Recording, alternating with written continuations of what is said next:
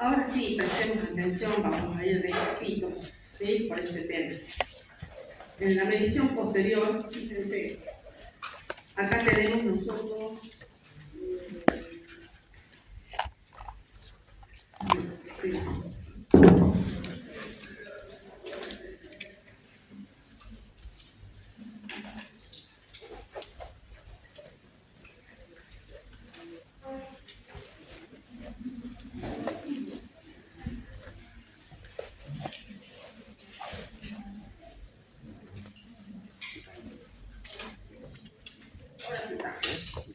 en la medición posterior, vamos a ver, como dice acá, cuando se trata de bienes adquiridos, de bienes de cambio adquiridos, y por otro lado, cuando se trata de bienes de cambio que son producidos o construidos, ¿no? O están en proceso de producción o de construcción. Entonces, veamos primero el de los bienes adquiridos. Acá la norma no hace, ustedes van a ver que en este tema no hace una distinción, ¿no? Con respecto al tamaño de la entidad. Acá no importa si la entidad es pequeña, si es mediana o es grande. Es para todas lo mismo, ¿no? Ofrece para todas las entidades de la misma manera las distintas alternativas de medición para los bienes de cambio, ¿sí? Entonces, porque fíjense que no acoja en ningún lado eso, digamos, no dice para entidades pequeñas, no dice nada de eso, entonces para todas igual, ¿no?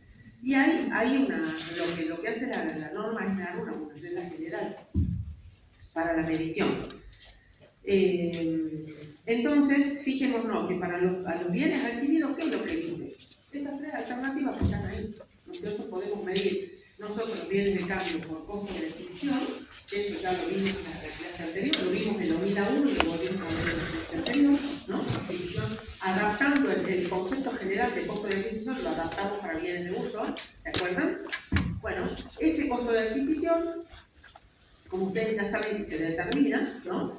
Lo podemos medir así, medir los bienes de cambio como estamos hablando de medición posterior, volvemos a acordarnos que es a la fecha de cierre del ejercicio, ¿no? Ese es el momento en el cual nosotros tenemos que aplicar esta regla, digamos, de medición, ¿sí? O estas alternativas.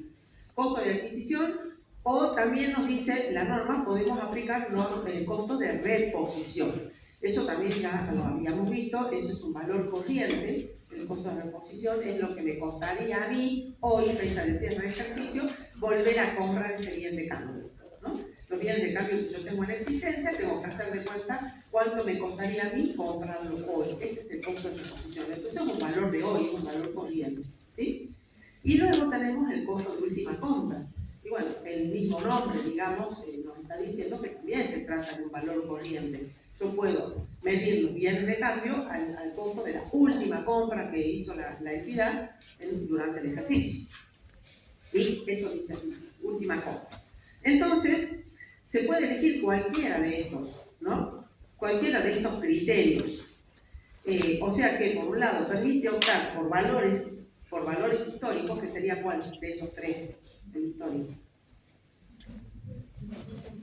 El costo de adquisición, muy bien, sin miedo. El costo de adquisición es un valor histórico, mientras que los otros dos, el costo de reposición, ¿no es cierto? Y el costo de última compra son valores corrientes, son valores de oro, ¿no es cierto?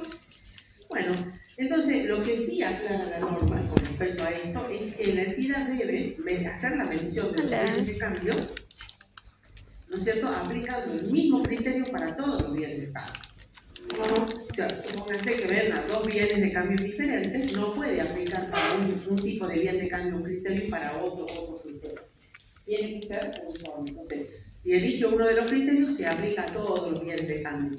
Por supuesto, salvo que existan razones fundadas, ¿no?, que no le permita a la entidad hacer eso y que forzosamente deba aplicar un criterio de medición para un bien de cambio y otro criterio para otro. ¿Se entiende?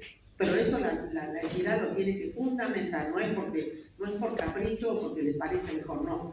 Tiene que estar bien fundado el motivo, ¿no? El motivo tiene que ser razonable, digamos, para poder hacer eso, y además, si eso llegara a pasar, la entidad está obligada a informar de eso en los estados contables, ¿no? Tiene que brindar esa información y decir por qué aplica un criterio para un tipo de bien de cambio y otro criterio para otro. ¿Se entendió hasta ahí? ¿Sí? Muy bien.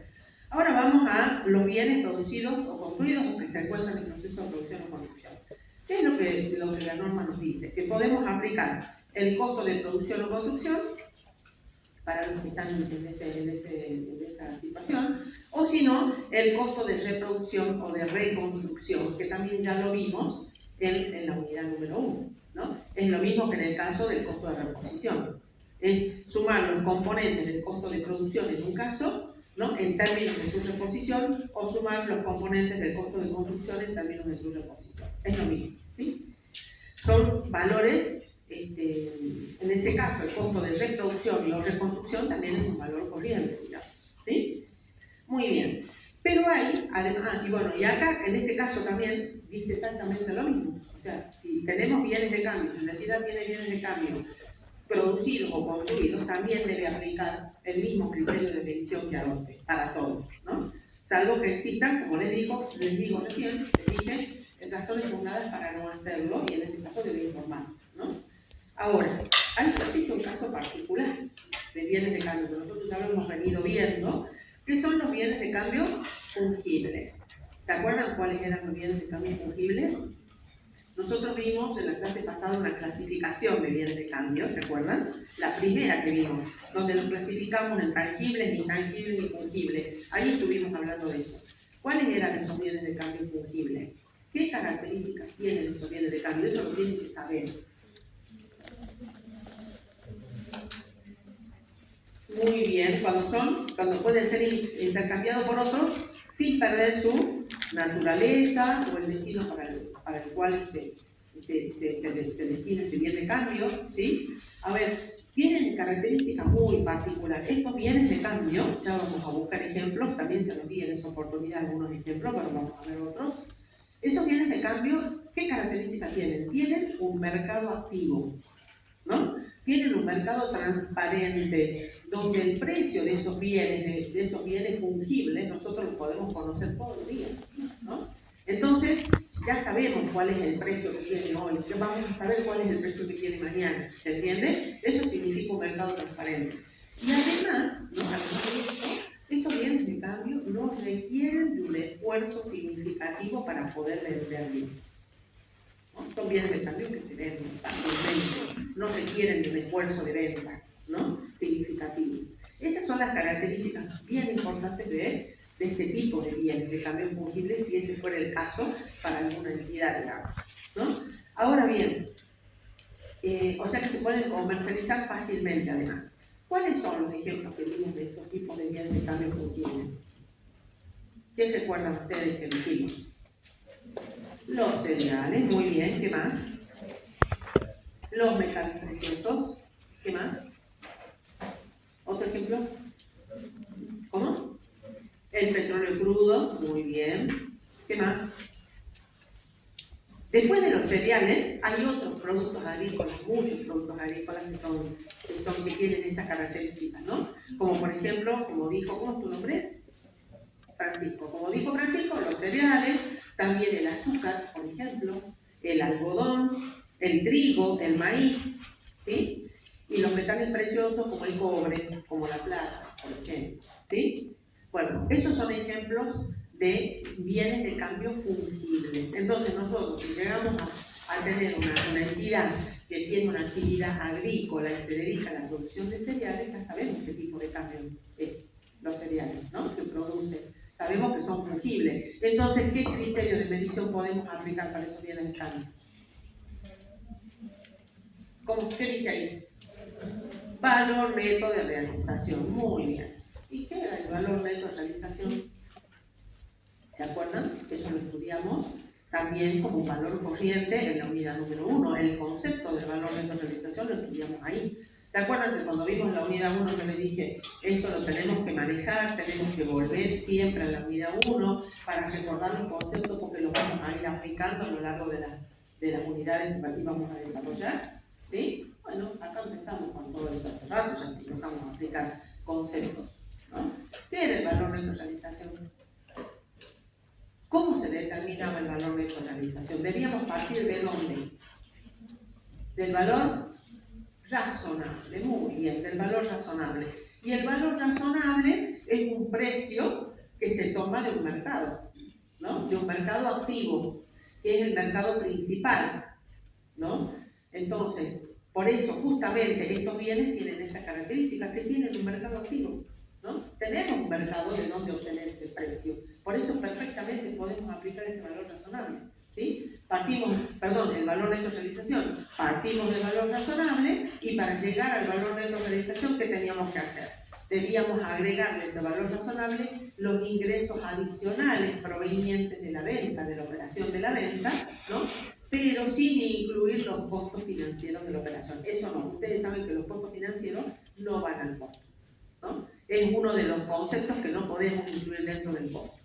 ¿Se entiende? O sea que si ha sido una operación a plazo que tiene costos financieros, esos costos financieros no podemos sumarlos al valor razonable para determinar el valor de realización. Acá se refiere a ingresos que generen la misma operación de venta, como por ejemplo un derecho de un reembolso de exportación. Supongamos que la empresa exporte y que le corresponde, de acuerdo a las leyes impositivas, que le reembolsen un impuesto, ¿no? Que puede ser, por ejemplo, no sé, un impuesto internacional o un impuesto específico. Eso habría que buscar un ejemplo particular. Pero un reembolso de exportación, eso sí se puede sumar, se puede agregar al valor razonable para determinar el valor de la realización. Porque es un ingreso que deriva de la misma operación de venta. ¿Estamos de acuerdo con eso? Eso no se olviden nunca. Le sumamos eso al valor razonable. ¿Y qué le vamos a deducir? ¿Qué le tenemos que deducir? Así como le sumamos los ingresos provenientes de la misma venta, le tenemos que deducir los costos directos de venta, ¿no? Los costos directos que implique poder realizar esa venta de este tipo de bienes, ¿no? Por ejemplo, ¿cuál sería un costo directo de venta? Si tenemos que pagar alguna comisión a alguien para hacer la transacción, por ejemplo, ¿no? O puede ser, por ejemplo, el impuesto sobre los ingresos brutos. Eso hay que deducirlo, eso no puede formar parte del impuesto del costo digamos, de la medición, en este caso, del valor neto de realización, ¿sí? Bueno, eso nos tenemos que ir acordando, cómo se determina el valor neto de realización, ¿sí? Bien, ¿está entendido esto hasta acá? Esto es, entonces dijimos, para la mención posterior para los bienes que son adquiridos, ¿verdad? Muy bien. Vamos ahora a ver la comparación con el valor recuperable. Acá volvemos a lo que vimos en la unidad 1. Todo el tiempo estamos volviendo a eso. ¿Qué es lo que dijimos en la unidad 1? Cuando vimos los criterios de medición entre valores corrientes y valores históricos, ¿no? Dijimos que la medición de los activos tiene un límite, ¿no? La entidad no puede medir sus activos, ¿no? Por un valor que supere el valor recuperable. Ese es el límite, hasta ahí. No puede superar el valor recuperable. Entonces siempre va a haber que comparar, ¿no? Al cierre de ejercicio, la evaluación contable, o sea, el valor que nos da la contabilidad, ¿no? Con el valor recuperable de los bienes según cual sea. Bueno, en este caso estamos con los bienes de cambio. Entonces, a la fecha de los estados contables, ¿qué tenemos que hacer? La entidad tiene que comparar, ¿no? Comparar dos cosas, la medición contable del bien de cambio con su valor recuperable, ¿sí?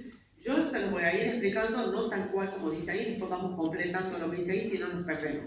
La comparación siempre es esa, valor contable con valor recuperable del bien, ¿sí? Bueno, por supuesto que al existir la comparación, nosotros dijimos que si el valor contable, el valor que tiene ese bien en la contabilidad es mayor a su valor recuperable, vamos a tener que ajustar la contabilidad, porque ese bien no puede seguir en la contabilidad por ese valor contable superior al valor recuperable.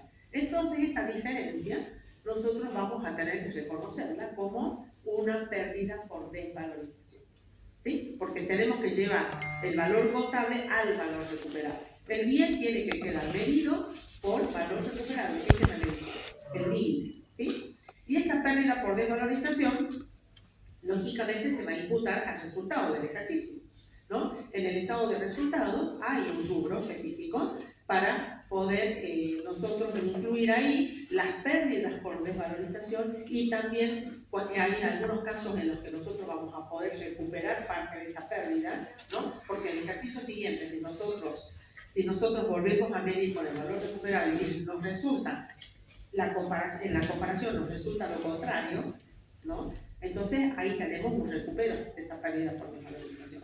Entonces podemos perfectamente montar esos dos resultados, en un caso negativo y en el otro caso el recupero sería un valor positivo, ¿sí? Eso tiene su lugar específico en el estado de resultado. Por eso, esa pérdida por desvalorización va al estado de resultado. No la podemos incluir dentro del valor del bien de cambio, ¿sí? Por eso estamos haciendo esto. Ahora, ¿qué dice la NUA con respecto a esta comparación? Fíjense, dice, la fecha de los estados contables, una entidad comparará. ¿Cómo dice que tiene que comparar? Ahí le está diciendo la norma cómo tiene que comparar. Partida por partida, ¿no? O agrupando, ¿sí? O agrupando partidas, dice ahí, ¿no? En este caso son partidas relacionadas, no relacionadas, con una línea de productos, por ejemplo, donde los componentes, ¿no? Por ejemplo, se producen o se venden en la misma zona geográfica. Por ejemplo, los podemos agrupar en ese lugar. Si hay un conjunto de bienes que se venden en la misma zona geográfica o que se producen en la misma zona geográfica, los podemos agrupar para hacer esta medición, ¿sí? Si no se puede hacer partida por partida, porque es impracticable eso, porque a lo mejor la entidad vende muchísimos bienes de cambio, una gran variedad de bienes de cambio, entonces los podemos agrupar para hacer la medición o la comparación. ¿Se entiende? ¿Sí? Bueno, y además, ¿qué nos dice? ¿Qué nos dice? Y también tenemos que tener en cuenta otra cosa. Fíjense, se compara medición contable con valor neto de realización. ¿Pero qué dice? Según su forma de utilización o comercialización. ¿Y eso qué quiere decir? Eso quiere decir, por ejemplo, que tenemos que tener en cuenta, fíjense que estas son normas que deben poder ser aplicadas a todo tipo de entidad. Y hay un montón de distintos tipos de actividades que desarrollan todas las entidades. Entonces acá tenemos que abrir la cabeza y pensar, ¿no? Y acá entonces esta forma de utilización o comercialización se refiere, por ejemplo, a que una entidad puede realizar la venta de sus bienes de cambio de manera individual, uno por uno, ¿no? Entonces, los comercializa así de manera individual, porque son productos que se comercializan de esta manera. Bien por bien, ¿no? Esa es la forma de comercializarlo. La venta, bien por bien. Si no, puede ser, por ejemplo, que se trate de una venta de bienes, ¿no? Por ejemplo, la venta de bienes que se combinan para producir otros, por ejemplo, ¿no? Puede ser ese el caso. O si no, también hay casos en los que la venta se produce a granel, ¿no? A granel quiere decir por cantidades, como pueden ser, por ejemplo, los cereales, pueden ser, por ejemplo, ¿no? Que se venden por tonelada o por bolsa, ¿sí? Eso es venta a granel, por cantidad, por mucha cantidad. Depende, ¿de qué va a depender eso? Del tipo de bien de cambio, ¿sí? Entonces, de acuerdo, todo eso hay que tener en cuenta para hacer la comparación. Yo no puedo hacer la comparación, o sea, como a mí me gusta. Tengo que tener en cuenta lo que la norma me está diciendo, cómo debo hacer la comparación, ¿sí? Muy bien.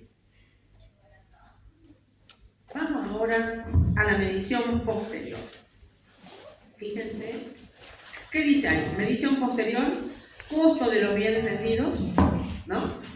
Pero ya vamos al costo de los bienes vendidos o servicios prestados. Recién vimos la medición posterior de las existencias finales de los bienes de cambio que la entidad tiene al cierre del ejercicio, ¿no? Ahora la norma nos está diciendo cómo vamos a medir el costo de los bienes vendidos o de los servicios prestados. ¿De qué estamos hablando acá? En definitiva, ¿cómo conocen ustedes el costo de los bienes vendidos? ¿Cómo lo conocen? ¿Con qué otro nombre conocen eso? Eso, muy bien, del costo de la mercadería vendida o del costo de los servicios prestados, de eso estamos hablando. Acá la norma nos dice cómo tenemos que medir ese costo, ¿no?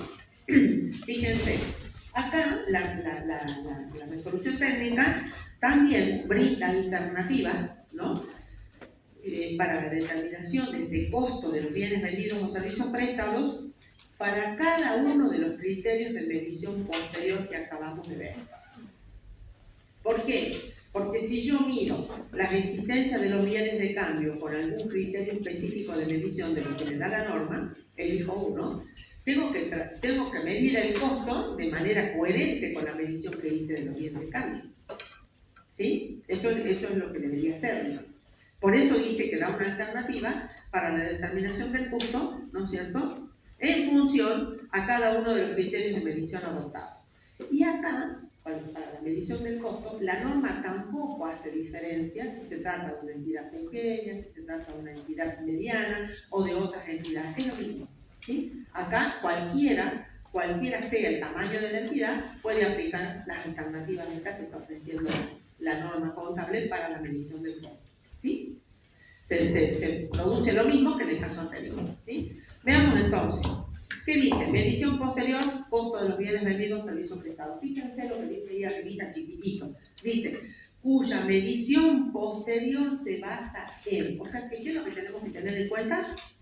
Cómo se hizo la medición posterior de la existencia de los bienes de cambio para proceder a elegir la alternativa esta del costo. ¿Se entiende? Porque esto va a pasar cada vez que la empresa vende un bien de cambio. Cuando la empresa vende un bien de cambio, ¿qué tenemos que hacer luego? ¿Registrar qué cosa? El costo de la mercadería vendida. Eso lo vamos a poder hacer, ya vamos a estudiar un poquito más adelante. Para ahora ustedes, eso va a ser un dato, ¿no? Que se lo vamos a tener que dar. ¿Cuál es el costo de la mercadería que se vende? Pero hay veces, hay empresas que pueden hacerlo al momento de la venta. O sea, hacen la venta, registran la venta y automáticamente registran el costo. ¿Por qué? Pero eso requiere de llevar un inventario permanente, ¿no? Requiere de eso, de saber, de aplicar o de tener cómo determinar por qué valor sale esa mercadería. Las empresas que no tienen eso, ¿no? Que no llevan la contabilidad de esa manera, porque eso no es fácil llevarlo, es caro llevar eso, ¿no? Entonces, lo hacen, ¿de qué manera lo hacen? Al cierre del ejercicio. Determinan el costo de la mercadería vendida al cierre del ejercicio, por todas las ventas que se hicieron durante el ejercicio. Esa es otra manera de determinar el costo, ¿sí? Entonces, acá dice, ¿qué tenemos que tener en cuenta? ¿Cuál es la medición posterior de los bienes de cambio? ¿Cuál es la medición posterior, según la medición posterior que se adoptó? ¿Qué tenemos primero? ¿Qué vimos? Costo de adquisición, costo de producción o construcción y costo de última compra. Esas son las alternativas que vimos hace ratito. ¿Sí? Costo de adquisición para los bienes adquiridos, costo de producción o construcción para los bienes que se producen o construyen, ¿no? Y costo de última compra, que estaba alternativa de los dos. Vamos a la medición inicial, chicos. Miren, estamos hablando de... Porque esto lo tiene que... A ver, sí. Ahí está. Bienes adquiridos, ¿cuáles son los tres? Costo de adquisición, costo de reposición o costo de última compra. Y para los otros, costo de producción o costo de construcción. Entonces, si la medición posterior es costo de adquisición para bienes adquiridos, costo de producción o de construcción para los bienes que están para los bienes de cambio que se adquieren de esta manera, ¿sí? O ¿qué más? O la última compra que está arriba, ¿sí? Esos son los que estamos poniendo primero. Fíjense que la norma nos da primero, ahí está. ¿Sí? A eso nos estamos refiriendo. Entonces, si la medición posterior que hemos elegido es esa, ¿sí? ¿Qué nos dice? ¿Cómo determinamos el costo? El costo que vamos a determinar es un costo correspondiente al momento del reconocimiento. Acá estamos hablando que hemos elegido una medición, ¿no? Hemos elegido una medición al momento del reconocimiento. Porque dice acá, es el costo, ¿no es cierto?, que corresponde al momento del reconocimiento, pero la norma dice que lo vamos a tener que determinar por alguno de los siguientes técnicas, ¿no? Por alguna de las siguientes técnicas. ¿Cuáles son esas técnicas? Y acá tenemos que tener cuidado, porque antes había una técnica más que se podía utilizar y ahora con esta norma no. Son solamente estas tres las opciones, ¿no? La primera es el PEPS, primero entrado, primero salido, que también lo van a encontrar como FIFO, que son las siglas en inglés, que es exactamente lo mismo, primero entrado, primero salido, ¿sí? Luego tenemos la identificación específica, así se llama, ¿no es cierto?, esta técnica, y el costo promedio ponderado, que ya vamos a ver con un ejemplo más adelante de qué se trata cada una, ¿sí? Por el momento ustedes aprendan cuáles son, ¿sí? Después ya vamos a ver bien. Entonces, de esa manera, o si no, dice, en forma simplificada podemos determinar ese costo mediante diferencias de inventario, que es lo que yo les expliqué recién. Cuando no se puede hacer en el momento del reconocimiento del costo, o sea, yo cada vez que vendo tengo que reconocer ese costo de la mercadería que vendí. Si no puedo hacer eso porque no aplico ninguna de estas técnicas, ¿no? Yo para saber eso tengo que aplicar estas técnicas, o tengo que tener un sistema, ¿no? Un sistema, ¿cómo se dice? Un sistema especial que me permita a mí, ¿no es cierto?, hacer la descarga del inventario de todo el día, ¿no? Cada vez diferente, ¿no? Si lo hago de manera computarizada, digamos, con un sistema que es muy caro tenerlo, o si no, lo tengo que hacer de esta otra manera, bueno, a mano, ustedes se imaginan, eso se podrá aplicar en algunas empresas, en otras directamente imposible. Sí, imagínense una ferretería, cuánta cantidad de bienes de cambio diferentes venden, ¿no? Por ejemplo. Entonces, un supermercado, es imposible eso, ¿se entiende? Hacerlo a mano. Tienen que tener un sistema para eso. Bueno, entonces, ¿se entiende, no? El momento del reconocimiento, yo para poder registrar ese costo, tengo que aplicar cualquiera de estas técnicas, ¿sí? Y si no lo puedo hacer a eso, no me queda otra que esperar al cierre de ejercicio y determinar el costo de la mercadería vendida por diferencia de inventario. Así se llama la forma, ¿no? Y para poder determinar el costo de esa manera, yo voy a aplicar una formulita, ¿no? Que ustedes capaz que ya la saben. ¿Cuál es la formulita para determinar el costo de la mercadería vendida al cierre de ejercicio? ¿No la estudiaron? ¿No la vieron en la materia anterior? ¿No? Bueno, esa fórmula es, que está más adelante, que también la vamos a ver, no se preocupen, existe, a ver, la podemos anotar.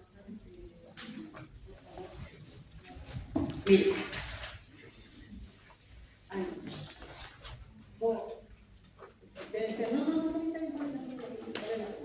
Existencia inicial de los bienes de cambio, ¿no? Más las compras, menos la existencia final.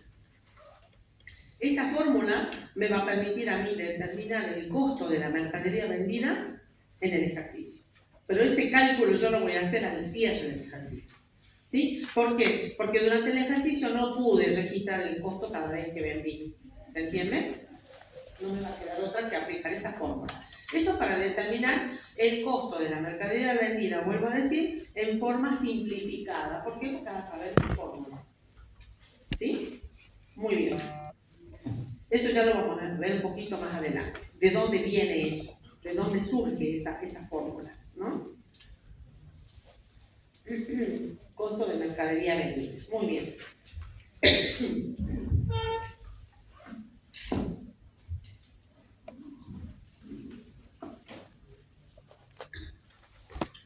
Ahí eso es cuando se trata solamente de bienes de cambio adquiridos, ¿no? Porque, a ver, acá dice existencia inicial más compras, y abajo, ¿sabes qué vamos a hacer aquí? Ahí debajo de compras, pone otro más. Abajo de compras, pone el mismo más de compras, pone otro más. Y ahí vamos a poner gastos de producción o construcción. O sea, cuando se trata de una empresa, ¿no? Que es comercial, la formulita es esa: existencia inicial más compras de bienes de cambio menos existencia final. Ahora, si yo estoy en el caso de una empresa que produce, de una empresa industrial, por ejemplo, ¿no? Que produce sus bienes de cambio, ahí yo ya voy a tener otro componente en la fórmula, que son los gastos de producción o los gastos de construcción, según cuál sea, ¿sí? Según de qué tipo de entidad estemos hablando. ¿Se entiende? Entonces, esos dos conceptos son para el caso de entidades que, aquí bienes producidos, exactamente, eso es para bienes producidos o construidos. ¿Se entiende, chicos? Bueno, eso es determinar el costo de la mercadería vendida en forma simplificada. Bueno, ahora, vamos ahora. No, seguimos con la misma. Ahora fíjense, ¿qué pasa, ¿no? si la medición posterior que adoptó la entidad, ¿no? es costo de reposición? Acá ya estamos hablando de valores corrientes.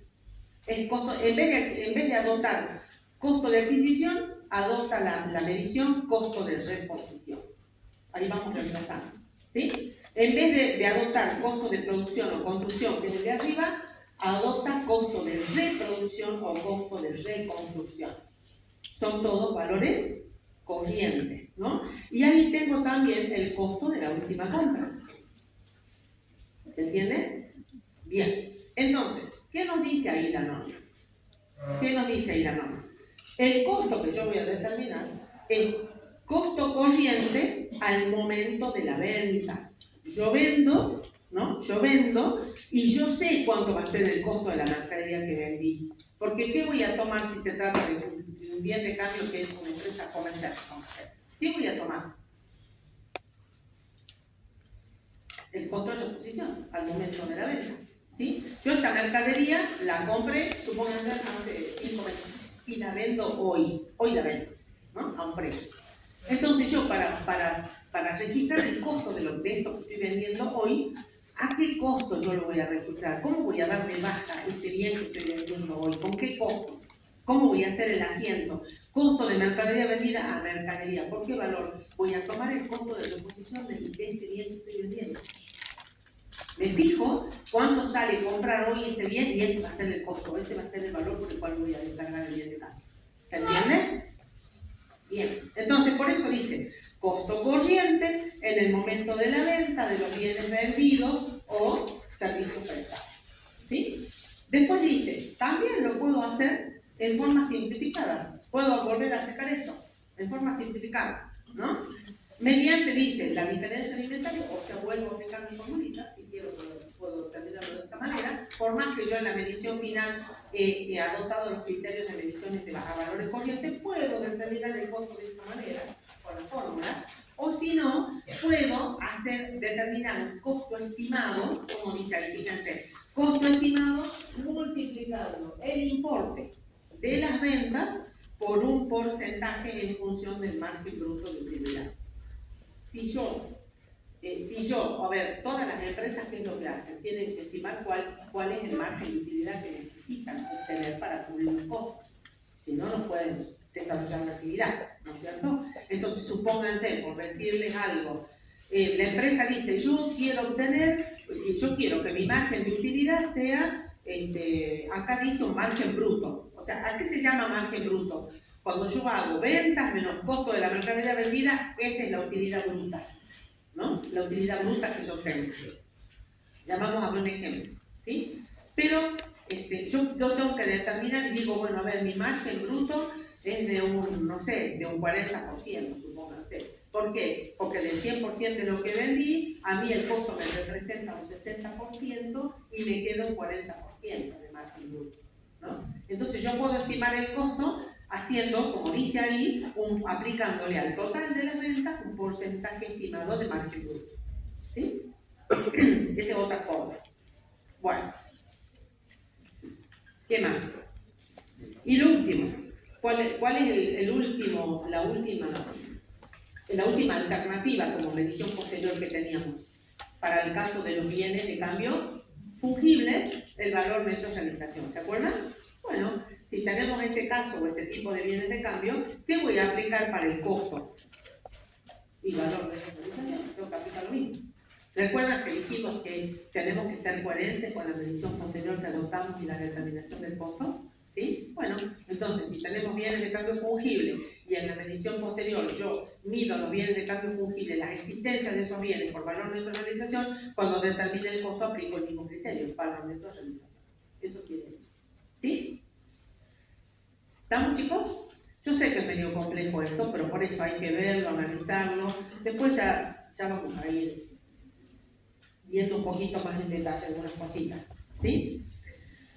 Vamos ahora a la medición de los ingresos de actividades ordinarias. ¿De qué estamos hablando acá? ¿Qué quiere decir ese título? Eso es lo que yo tengo que hacer con el estudio, ¿no? Medición de los ingresos de actividades ordinarias. ¿Qué es esto? ¿Qué es esto? La venta, muy bien. Estamos hablando de la venta. ¿Cómo? A ver, la norma me dice cómo voy a medir las ventas ahora. ¿Se acuerdan que cuando vimos la clase pasada vimos cómo incorporar los bienes de cambio, o sea, las compras vimos de bienes de cambio? ¿Por qué valor íbamos a incorporar los bienes de cambio cada vez que compramos? Bueno, acá también nos dice cómo hacemos para registrar la venta. ¿Por qué valor se registra la venta? ¿Sí? Eso es. Por eso les aclaro, miren, procedentes de transacciones, ¿no?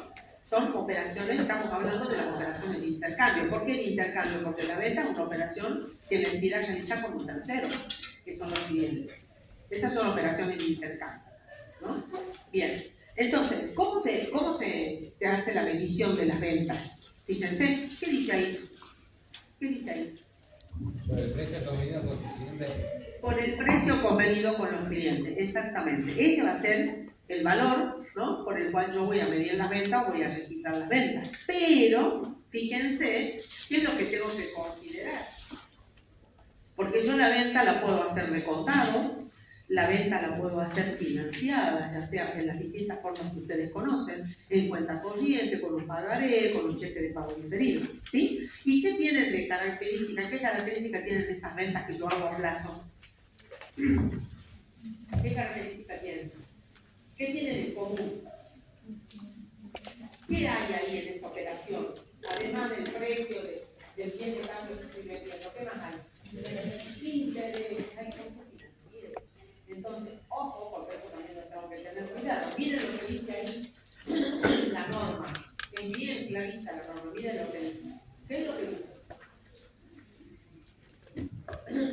Con eso yo me tengo que dar cuenta. Fíjense. Considerará los criterios establecidos en la RT 59, dice, u otras normas contables, ¿no?, para la medición de la contrapartida. Estamos hablando de la contrapartida de la cuenta venta. ¿Cómo hago el asiento yo de una venta?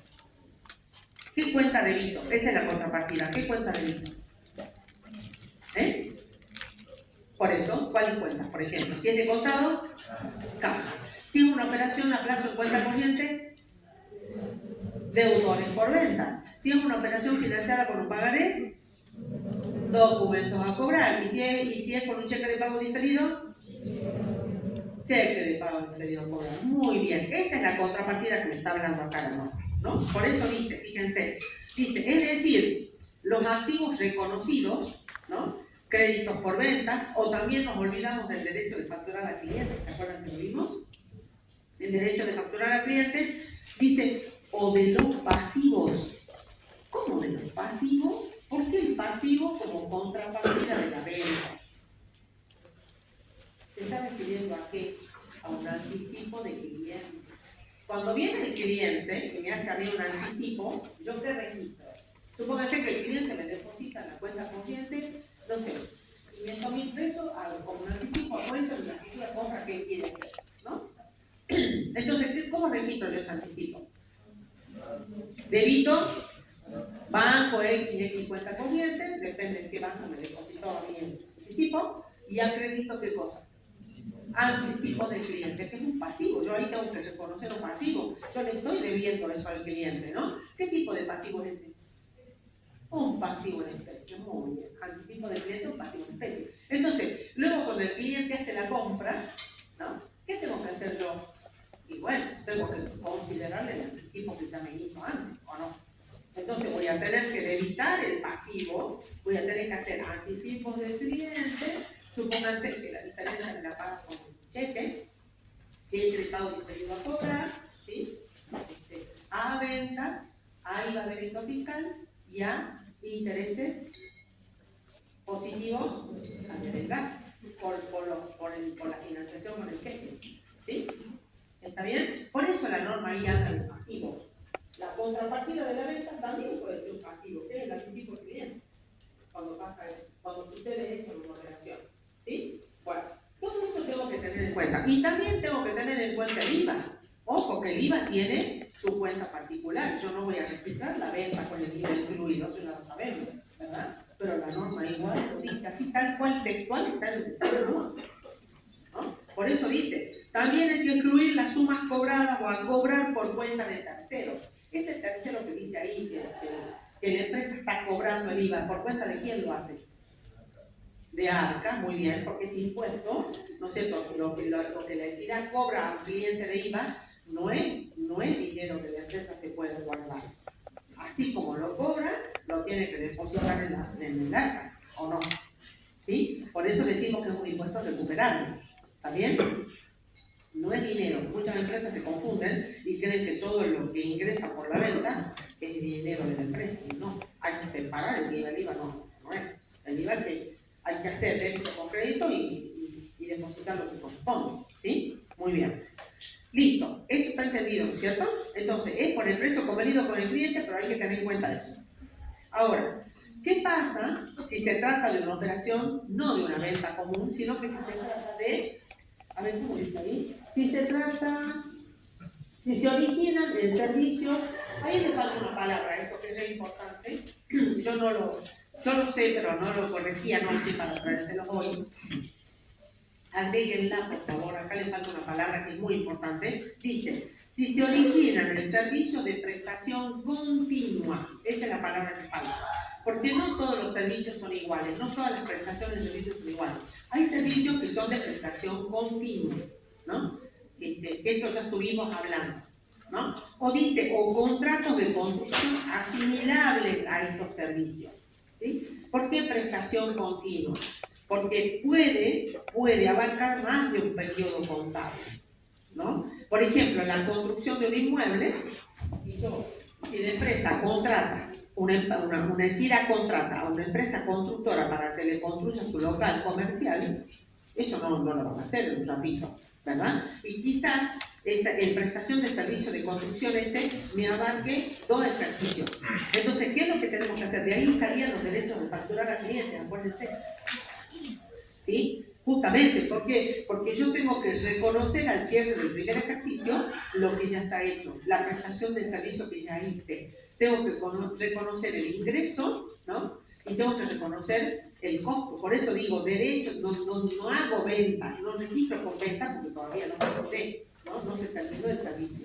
Voy a facturar cuando el servicio concluya, ¿sí? Pero al cierre del ejercicio yo no tengo que reconocer eso, por eso pongo derecho de facturar al cliente. ¿Se entiende? Bueno, cuando se trata de este tipo de prestaciones de servicios, ¿no? Y bueno, también me dice la norma, va a ser por el precio convenido por el cliente, por supuesto, teniendo en cuenta lo mismo que dijimos arriba, ¿sí? Y además, ¿qué tengo que tener en cuenta? El grado de avance. El grado de avance o el grado de cumplimiento, según sea el tipo de servicio, hasta la fecha de cierre de ejercicio. De esa manera, yo voy a medir los ingresos o las ventas, ¿sí? Muy bien. Veamos ahora, esto mismo lo mismo para las compras, vamos a repasar.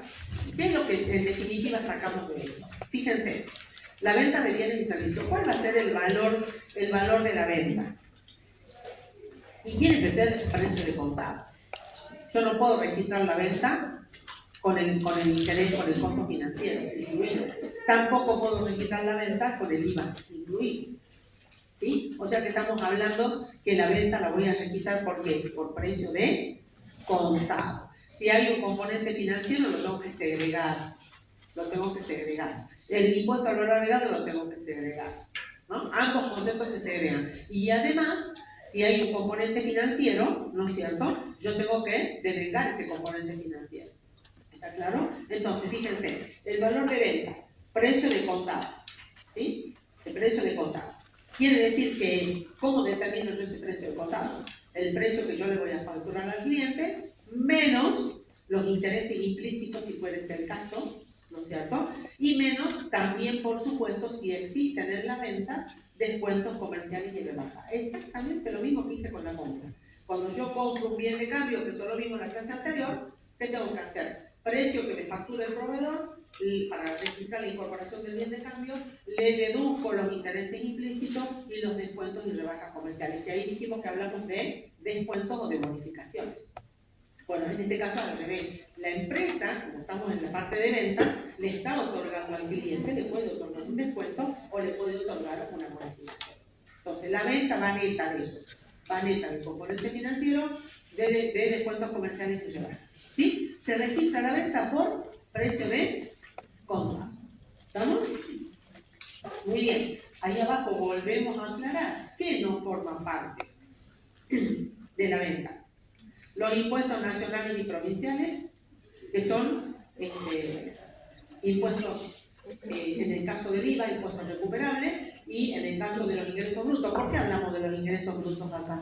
Porque la base imponible de este impuesto sobre los ingresos brutos son las ventas. Ese impuesto se calcula sobre la renta, se determina mes por mes sobre lo vendido cada mes, ¿sí? Entonces, no, ese impuesto sobre los ingresos brutos no puede estar formando parte de la renta, ¿sí? Eso va por aparte. Los componentes financieros explícitos en una operación donde yo pacto con el cliente, el componente financiero explícito, por ejemplo, él me dice, no, yo te voy a pagar con un cheque de pago diferido a 45 días, bueno, perfecto, está bien, por esto yo te voy a cobrar un interés del tanto por ciento mensual, ese es un interés explícito.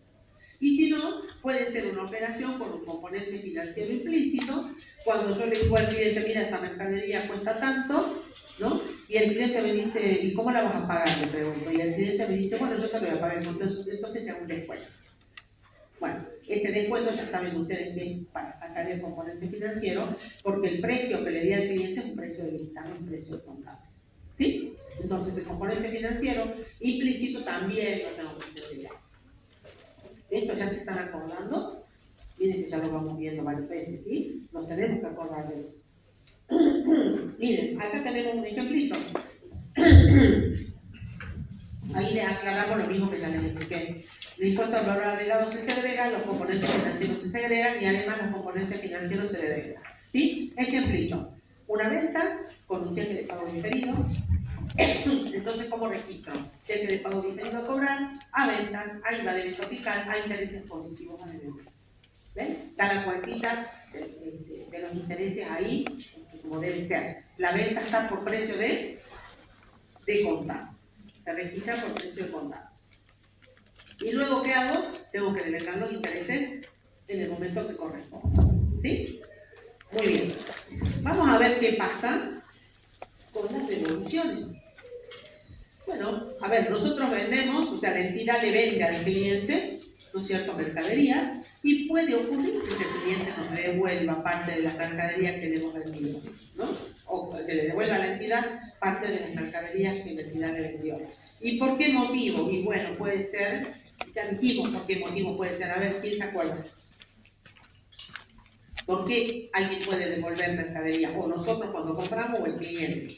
Por falla. Por falla, muy bien, ¿qué más? Porque no cumple con las características que nosotros hemos pedido, color, tamaño, lo que fuera, ¿sí? ¿Qué más? Por calidad, por problemas de calidad, porque no es la calidad que pedimos, nos está mandando otra cosa de lo mismo, pero de diferente calidad, ¿sí? Por ejemplo. Bueno, por esos motivos. Entonces, nosotros para saber cuál es el tratamiento contable que le debemos dar a las devoluciones de las mercaderías, tenemos que hacer lo mismo que en el caso de la compra. Tenemos que ir a qué, a ver qué cosa. ¿Cómo fue hecha la operación de la venta? ¿Por qué? Porque esa venta puede haber sido hecha al contado, ¿no? O puede haberse tratado de una venta a plazo, de una venta financiada, ¿no? Entonces, si la venta, como dice ahí, cuenta la primera que es financiada, si la venta fue financiada, vamos a darle un tratamiento contable. Si la venta fue de contado es otro, diferente, ¿sí? Entonces, si la venta fue financiada, yo cuando vendí, ¿no? ¿Qué asiento hice cuando la entidad vendió? ¿Cómo contabilicé la venta? Como el ejemplo que les di hace rato, cheque de pago diferido a cobrar a ventas, ¿verdad? Ahí van los intereses positivos a devengar. Bueno, ¿qué tengo yo? Tengo un crédito. La contrapartida de esa venta es un crédito que registré. O puede haber sido cuenta corriente. A lo mejor puedo haber tenido deudores por ventas a ventas y ahí va la venta fiscal, ¿sí? Bueno, y hay intereses positivos a devengar, por supuesto, porque es una venta a plazo. Bueno, entonces, ¿qué pasa si ese cliente que yo le vendí de esa manera me devuelve mercaderías? El tratamiento contable va a ser reducir ese crédito que yo tengo. Ese deudor por venta ya no me debe lo que yo registré cuando le vendí, me debe menos, ¿verdad? Entonces, por eso dice ahí, reduce el monto a cobrar. El crédito se disminuye el crédito por la mercadería de vuelta, ¿sí? ¿Se entiende, chicos? Entonces, ¿qué asiento vamos a tener que hacer por una devolución de una venta de este tipo? Es como que yo tengo que anular la venta que registré. Entonces, voy a debitar la cuenta ventas, ¿no? Le voy a tener que emitir una nota de crédito al cliente por la devolución de las mercaderías. Entonces, debito a la cuenta ventas, debito, esa nota de débito, esa nota de crédito que emití tiene un IVA, por supuesto, ¿no? Debito la cuenta IVA crédito fiscal y acredito la cuenta de bonos por venta. Es como dar vuelta al asiento, registrar una devolución. Ahora, eso es cuando ha sido financiada. Ahora, si ha sido de contado, el cliente ya me pagó. ¿Cómo tengo que registrar la devolución? La entidad le va a devolver al cliente lo que le pagó por la mercadería que está devolviendo. Comercialmente no se hace eso, ¿no es cierto? ¿Qué pasa con esa porción digamos, que el cliente pagó por las mercaderías que devolvió? ¿Qué tratamiento le doy? Un anticipo se transforma en un anticipo de cliente, es algo que la entidad le va a deber al cliente, ¿no es cierto? Entonces la registración, ¿cuál va a ser? A ver, ¿cuál va a ser? ¿Qué cuenta débito? Venta. ¿Qué más? IVA, crédito fiscal. El IVA de esa nota de crédito para mí es un débito fiscal. IVA débito fiscal a anticipos de clientes. Aparece un pasivo en especie. ¿Está bien? Esa es la forma de registrar las devoluciones. Así que a prestar atención al enunciado, cuando nos encontremos con el ejercicio de ese, yo tengo que saber primero cómo fue la venta. Y recién puedo registrar la devolución. ¿Sí? Muy bien. Veamos ahora, acá hay un ejemplito de cómo se determina el precio de venta. Fíjense, ¿yo de dónde voy a partir? ¿Cómo hace la entidad para determinar a qué precio va a vender esta mercadería? ¿No? Esta mercadería a la entidad le costó X pesos. Ese es el costo de adquisición, que nosotros ya vimos cómo se determina, ¿verdad? Partimos de ahí. A mí me costó tanto esta mercadería, comprarla me costó tanto. ¿Qué tengo que hacer yo para determinar a qué precio voy a vender esto que compré?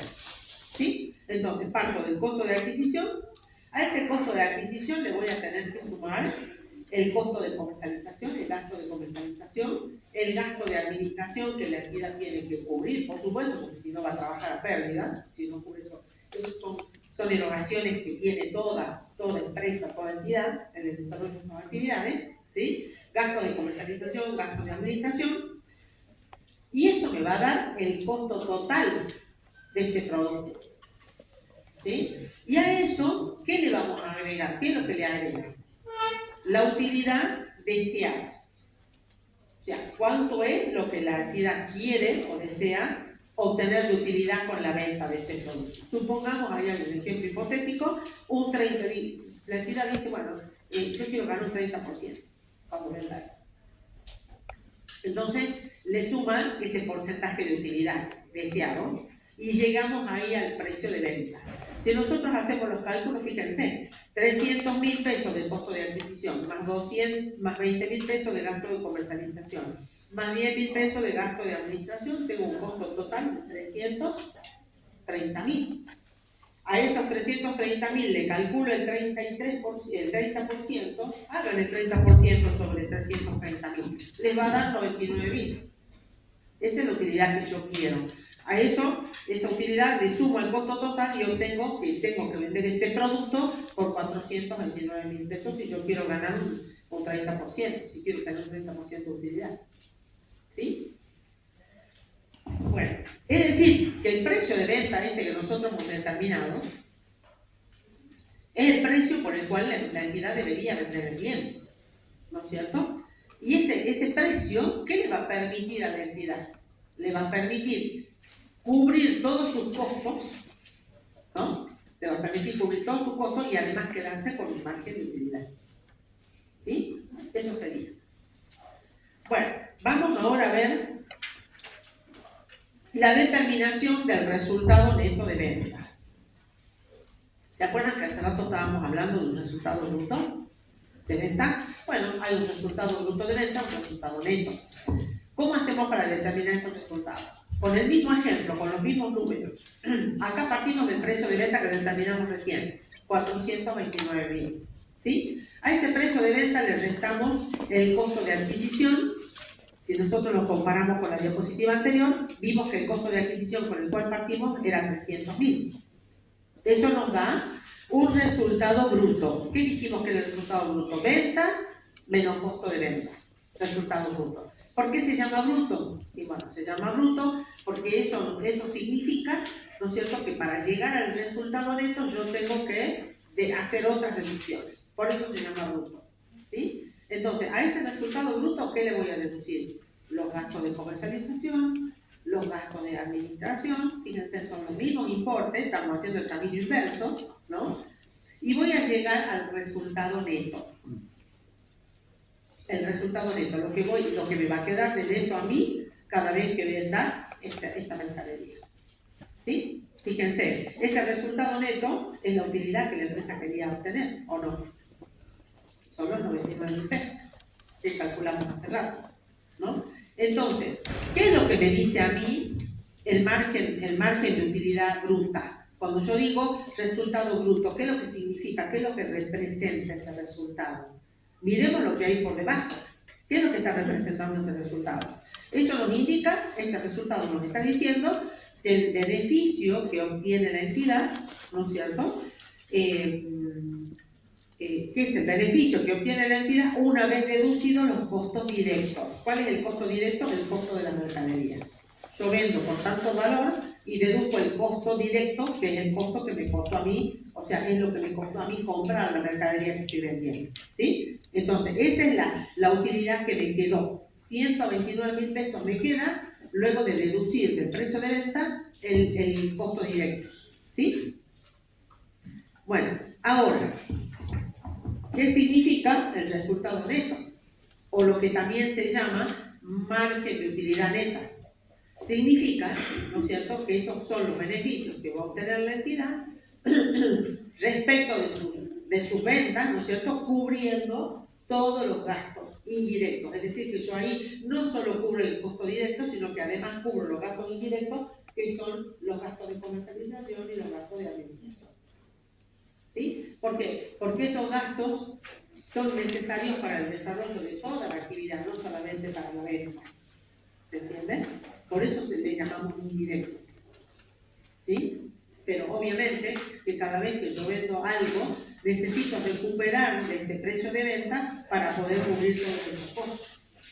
Esos gastos indirectos de comercialización y de administración.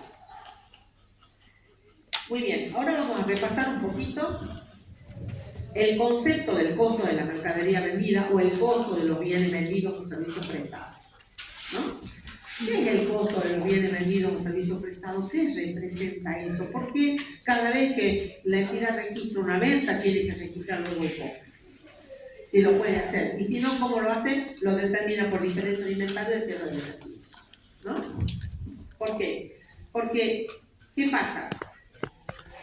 Los bienes, ¿no es cierto?, los bienes que conforman los bienes de cambio, ya sea que la empresa los adquiere o que la empresa los produzca, según cuál sea la actividad de la empresa, ¿no es cierto? ¿Para qué la empresa los compra o los produce? Para poder, con el objetivo de poder venderlos. Para eso. Son bienes de cambio, justamente porque están destinados a la venta, ¿verdad? Eso es lo que vimos en el concepto. Bueno, ahora, ¿qué representan esos bienes de cambio para la entidad? Fíjense, ¿qué dice debajo de los bienes de cambio? Representan un activo. ¿Está bien? Representan un activo. Hasta que son vendidos. Hasta que son vendidos representan un activo. Cuando son vendidos, ¿no es cierto?, en esta oportunidad, a través del costo de los bienes vendidos o del costo de venta, como ustedes tienen llamarla, no nada del costo de los bienes vendidos, no es el costo de los bienes vendidos. Es lo mismo, ¿sí? A través del costo de los bienes vendidos, nosotros pasan a formar parte de ¿qué? Cuando los vendemos, pasan a formar parte del costo de los mercaderías vendidos, o sea, se transforman en un resultado. ¿Se entiende? Eso es el costo de los mercaderías vendidos. El costo de los bienes vendidos es el resultado. ¿Sí? Una vez, cuando nosotros los tenemos en el activo, ¿sí?, esos bienes de cambio representan un activo cuando los tenemos ahí. Una vez que los vendemos, ya pasan a ser resultados por el costo. Entonces, fíjense, ¿qué pasa con el costo? Cada vez que registramos el costo de los bienes vendidos o servicios prestados, o sea, cada vez que registramos el costo de la mercadería vendida, ¿qué representa? ¿Un incremento en los ingresos? Dijimos que pasaba a formar parte del resultado, ¿o no? ¿Qué debitamos? La cuenta costo de mercadería vendida. ¿Qué tipo de cuenta es esa? Una cuenta de resultado negativo. Por eso decimos que aumentan los ingresos. ¿Sí? ¿Y cuál es la contrapartida de esa cuenta delimitada de costo de mercadería vendida? Mercadería, o sea, es un activo. Fíjense, disminuye un activo, hay una disminución de activo. ¿Sí? Ahora, cuando hay una devolución de mercadería que vimos hace ratito, ¿qué es lo que pasa? Aparte de hacer el asiento que nosotros estuvimos practicando, ¿no? Ventas, IVA crédito fiscal, ¿sí? Adeudos por ventas, por ejemplo, ¿sí? Tenemos que hacer el asiento del costo. Porque así como le dimos salida a la mercadería, ¿para qué sirve el costo? Para descargar ese bien de cambio de activo, ¿no? Le tenemos que dar salida. Bueno, cuando hay una devolución, tenemos que registrar un ingreso de vuelta del bien de cambio, ¿o no? Entonces, el asiento que tenemos que hacer detrás de ese asiento de ventas, cuando debito la cuenta venta, tengo que hacer mercadería a costo de mercadería vendida. Es como que le tengo que dar vuelta al asiento del costo. Entonces, en ese caso, ¿qué tengo? Fíjense, tengo una disminución del egreso. ¿Por qué? Porque estoy acreditando una pérdida. ¿Está bien? Acredito la cuenta costo mercadería vendida. ¿Y qué cuenta debito? Mercadería, porque le tengo que dar ingreso a la mercadería que me está devolviendo el cliente. ¿Y eso qué significa? Que hay un aumento de activo. ¿Se entiende? Eso significa eso que está ahí abajo. ¿Qué es lo que pasa? Cuando yo vendo, el asiento que hago, ¿qué implicancia tiene en el resultado y en el activo? Y cuando hay una devolución, ¿qué implicancia tiene en el resultado y en el activo? Justamente al revés. ¿Sí? Lo inverso. ¿Se entendió eso? Muy bien. Vamos a ver ahora cómo se determina el costo de lo vendido en los distintos tipos de actividades, en la empresa comercial, en la industrial, en la agrícola y en la ganadera. Esto lo vamos a ver muy por encima, porque ustedes tienen que tener idea de eso, pero no lo vamos a estudiar acá porque eso no es materia de esta, no es objeto de esta materia, digamos, ¿sí? Acá dice determinación del costo de los bienes vendidos en una empresa comercial. Acá está la explicación de esta fórmula. ¿De dónde surge la fórmula del cálculo del costo por diferencia de inventario? Fíjense, dice, nosotros sabíamos que el resultado bruto de ventas era ventas menos costo de ventas, ¿no es cierto? Bueno, ahora, fíjense la igualdad que tenemos abajo. ¿Qué dice? Existencia inicial más compras igual a qué? A la existencia final más el costo de ventas. ¿Qué será eso, no? ¿Tiene sentido para ustedes eso si lo miran así? Pero que cuesta comprender un poquito por qué esa la igualdad, ¿no? ¿Qué significa esa igualdad? Ustedes mírenla a la igualdad y escuchen lo que yo les voy a decir. Mírenla. Acá significa, esto significa que toda unidad, ¿no es cierto?, que está en existencia al inicio del periodo, estamos hablando del periodo contable, del ejercicio económico, toda unidad que está en existencia al inicio del periodo, por eso dice ahí existencia inicial, ¿no?, más las que fueron incorporadas durante ese periodo, es decir, más las compras, ¿sí?, deben forzosamente estar en la empresa al cierre del ejercicio, o sea, de existencia final, o de lo contrario, tienen que haber sido vendidas. Por eso el costo de ventas. No hay otra. ¿Se entiende ahora esa igualdad o no se entiende?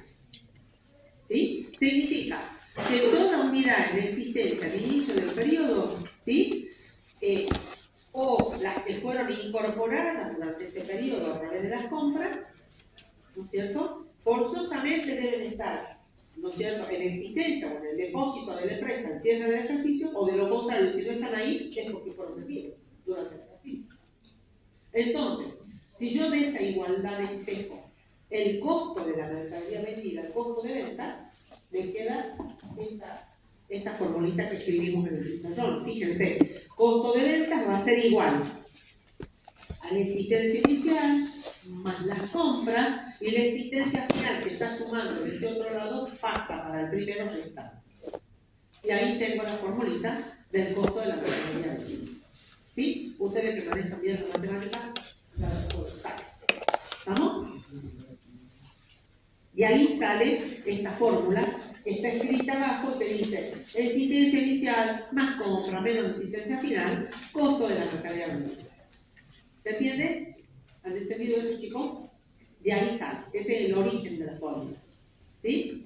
Muy bien. Ahora, no solamente tenemos que saber la formulita de memoria, tenemos que saber, porque nosotros, a ver, supongamos que ustedes son de 3, ¿no? Y llega el cierre del ejercicio y tienen que determinar cómo la mercadería vendida. Entonces, ustedes tienen que aplicar esa fórmula. Ahora, díganme ustedes de dónde sacan la existencia inicial, de dónde obtienen las compras y de dónde obtienen la existencia final para poder determinar ese costo. Eso es lo importante. Yo tengo que saber de dónde obtengo esa información. A mí no va a venir el enunciado, no va a haber un enunciado que me diga esta es la existencia inicial y estas son las compras. ¿No? ¿De dónde saco eso yo? Ustedes son los contadores, ¿de dónde sacamos eso? La existencia inicial, ¿de dónde lo tengo? Si es la existencia de mercadería que yo tengo al inicio del ejercicio, el primer día del ejercicio, yo tengo eso. O sea que yo voy a tener que hacer una toma alimentaria el primer día del ejercicio. No. La existencia inicial de la mercadería en este ejercicio que inicia hoy es la existencia final de la mercadería. De la mercadería que me quedó al cierre del ejercicio anterior. Entonces, esa existencia inicial, yo ya la tengo. No me tengo que preocupar por eso, ya la tengo. Es la existencia final del ejercicio anterior. ¿Que la tengo dónde? ¿En qué cuenta de la contabilidad tengo eso? Si estoy hablando de mercadería, de una empresa comercial, ¿en la cuenta? Mercadería, es el saldo. La cuenta mercadería al cierre del ejercicio anterior me quedó con X pesos. Esa fue la existencia final del ejercicio anterior. Que ahí sí yo tuve que hacer un inventario. Ahí sí yo hice un inventario, por eso sé que la existencia final de la mercadería al cierre del ejercicio anterior fue de tal. ¿Sí? ¿Está bien? Bueno, para el inicio de este ejercicio, esa es mi existencia inicial. ¿Se entiende? O sea, va a ser el saldo de inicio que tenga la cuenta mercadería. Esa es la existencia inicial. ¿Se entiende, chicos, eso? Bien. Ahora, las compras. ¿De dónde saco yo las compras? ¿Cómo hago cuando registro las compras durante el ejercicio? Todas las compras. ¿Cómo hago el asiento? Yo tengo que irme a la contabilidad, yo tengo que irme al asiento, siempre tengo que hacer eso. ¿Cómo registro las compras? Debito mercaderías, IVA, crédito fiscal, a lo que fuera, ¿cierto? Bueno, si yo utilizo esa forma de contabilizar, porque hay otro método para contabilizar, ¿no? Hay una forma en que yo no debito la cuenta mercadería, sino que utilizo una cuenta de movimiento que se llama compras. Esa es otra forma. Bueno, nosotros utilizamos directamente, debitamos la cuenta mercadería cada vez que compramos. ¿Así registramos o no? Bien. Entonces, ¿dónde voy a encontrar las compras? Si cada vez que hago una compra registro la cuenta mercadería. En el mayor de la cuenta mercadería, me voy al mayor de la cuenta mercadería. El saldo de inicio de la cuenta mercadería es la existencia inicial. Todo el resto de los movimientos que tenga la cuenta mercadería son las compras del ejercicio. ¿Sí? ¿Sí o no? Muy bien. ¿Y cómo hago yo para obtener la existencia final? ¿Sí? No, porque en el mayor yo tengo la existencia inicial para la compra. No tengo más nada.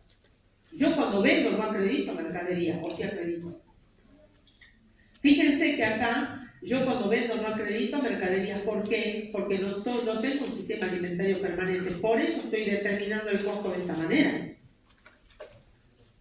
Si yo tuviera un inventario permanente, registro la venta y registro el costo. Y yo al cierre del ejercicio voy a tener un mayor con la cuenta costo mercadería vendido y ¿sabes cuánto es el costo?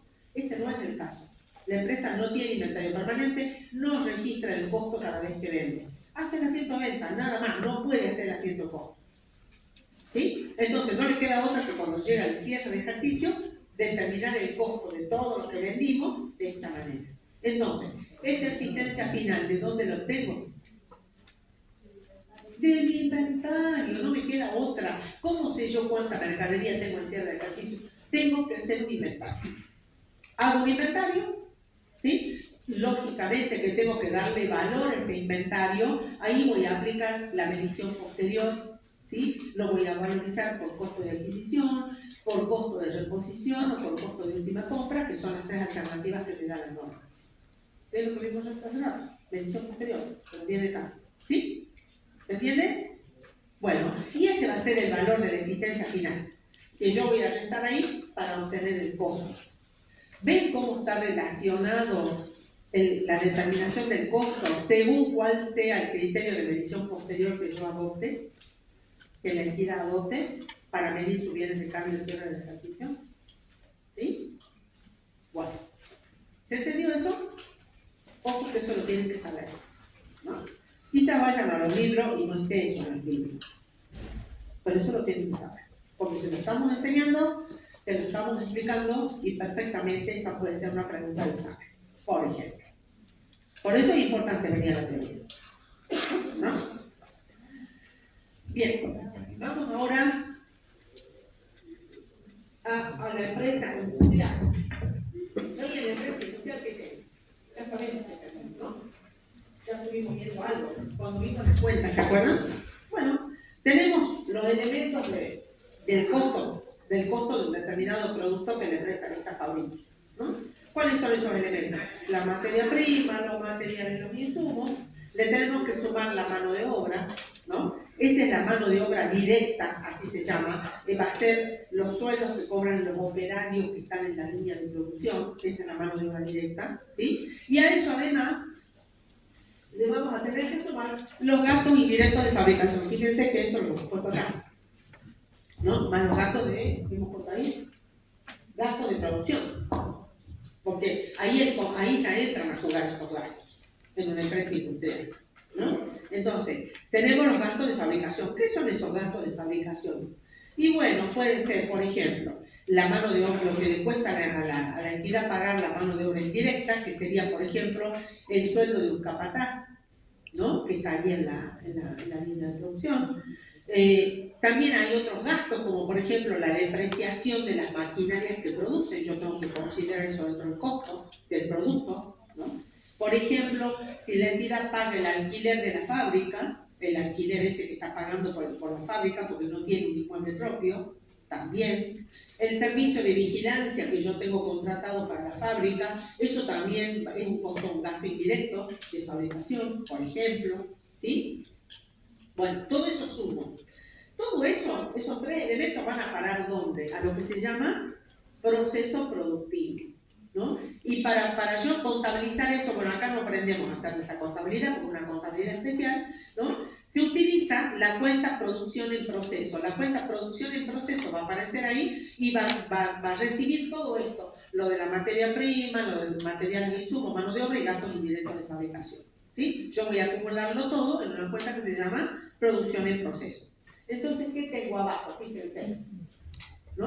Tengo los productos bueno, todo eso es el proceso productivo, pero ¿yo qué voy a tener? Yo voy a tener productos que todavía están en proceso de elaboración y también ya voy a tener productos terminados, que ya están ya finalizados la producción, el proceso productivo, ¿no? Bueno, entonces, yo si quiero determinar el costo de los productos terminados y vendidos al cierre del ejercicio, ¿qué tengo que hacer? Tengo que fijarme en los productos terminados, ¿no? De esos productos terminados, ¿yo cómo sé cuántos son? Y tengo que hacer un inventario. Tengo que hacer un inventario de cuánto tengo de productos terminados. Eso me va a dar a mí, ¿qué cosa? La existencia final de productos terminados, ¿sí? Entonces, lo que no está terminado, ¿sí? De los productos que ya están terminados, lo que no están en existencia, quiere decir que ya los vendí. Y de ahí surge el costo de los productos terminados o vendidos, ¿sí? Fíjense que los que están en proceso siguen para otro lado, ¿no? Esos quedan ahí. Eso yo les dije, los productos que están en proceso, ¿cómo sé yo cuánto es el valor de esa producción que está medio a hacer? Y bueno, cuando estudien costos, la materia costo, van a aprender cómo medir, cómo determinar cuánto representa esa producción en proceso, ¿sí? Y de los productos terminados, de ahí yo obtengo hago un inventario, determino cuánto es lo que tengo en existencia de productos terminados, ¿sí? Y lo que no está en existencia es porque lo vendí. Y de ahí obtengo el costo de los productos terminados, ¿sí? Más o menos esa es la idea. O sea que para determinar qué costo de los productos terminados y vendidos, ¿qué voy a aplicar? Voy a aplicar también la formulita. Existencia inicial de los productos terminados, lo que yo tenía al inicio del ejercicio, más la producción terminada del ejercicio, que es esa que tengo ahí arriba, en amarillo, menos la existencia final, lo que yo tengo en existencia de productos terminados, me da el costo de los productos terminados y vendidos. Tengo que aplicar la fórmula, igual que en el caso de la empresa comercial, ¿sí? De esa manera. Es como para que tengan idea y sepan mínimamente esto. Vamos ahora bien, a la empresa agrícola.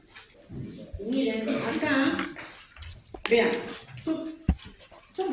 primero veamos esto. En una empresa agrícola, ¿vieron las cuentas? Nosotros habíamos visto las cuentas de la empresa agrícola, ¿no? Acá tenemos que determinar el costo de ¿qué? El costo de producción agrícola. ¿Cuánto me cuesta a mí producir un cereal? Pónganle que es el caso de la actividad agrícola, ¿no? Entonces, ¿cómo se conforma ese costo de producción agrícola? Y se va a conformar con el costo que representa, digamos, tener semillas para sembrar. O sea, la erogación es en semillas. A eso le voy a sumar el laboreo del suelo. No, Hernancito, hoy no. Por eso no te avisamos. Gracias. La próxima sí. Gracias. Bueno, ¿a eso qué le sumo? El laboreo del suelo. ¿No? ¿Qué significa el laboreo del suelo? Ustedes imagínense una producción agrícola. El laboreo del suelo equivale a tener gastos en mano de obra, a gente que trabaje preparando, haciendo los surcos de la tierra, todo lo que hay que hacer, preparar la tierra para poder sembrar, ¿no? Mano de obra, por ejemplo, si utilizo maquinarias para eso, los combustibles y lubricantes que sean necesarios, ¿no? Por ejemplo, y bueno, los gastos de arada que se llaman, ¿no? Porque hay que hacer los surcos, todo eso. ¿Sí? Todo eso es el laboreo del suelo, todas las tareas y las erogaciones que impliquen preparar el suelo. Luego viene la siembra.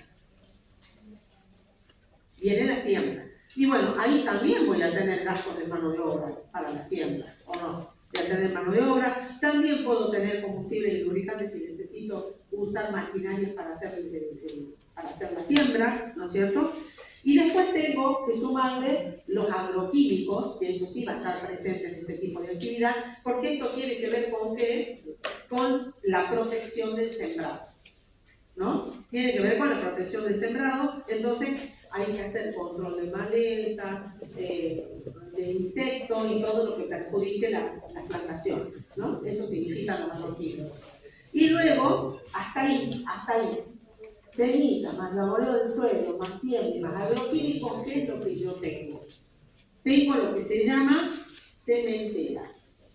Dijimos nosotros, cuando vimos una de las cuentas de esta actividad, eran las sementeras. Si ustedes se van a las diapositivas anteriores, van a ver que están las sementeras.